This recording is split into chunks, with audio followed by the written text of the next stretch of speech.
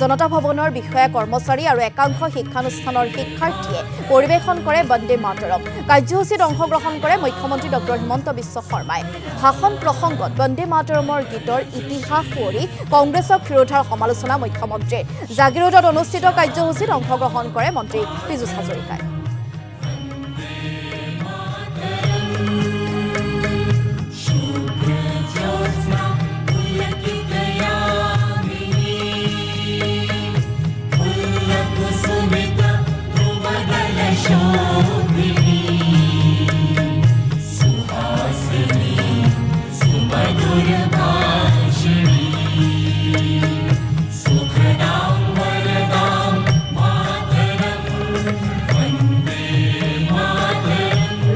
বন্দে মাতৰম গীতটো ৰচনা কৰিছিল আৰু এই গীতটো কংগ্ৰেছৰ অধিৱেশনত পৰিৱেশন কৰিছিলে আমাৰ সন্মানীয় ৰবীন্দ্ৰনাথ ঠাকুৰ ডাঙৰীয়াই।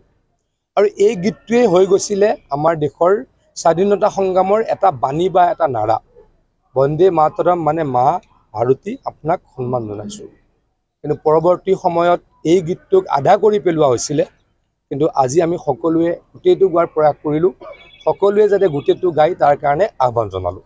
আজিৰ পৰা ১৫০ বছৰ আগতে বংকিম চন্দ্ৰ চট্টোপাধ্যায় ডাঙৰীয়াই বন্দে মাতৰম গীতটো ৰচনা কৰিছিল আৰু এই গীতটো কংগ্ৰেছৰ অধিৱেশনত পৰিৱেশন কৰিছিলে আমাৰ সন্মানীয় ৰবীন্দ্ৰনাথ ঠাকুৰ ডাঙৰীয়াই।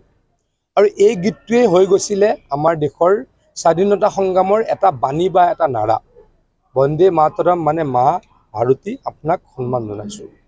কিন্তু পৰৱৰ্তী সময়ত এই গীতটোক আধা কৰি পেলোৱা হৈছিলে।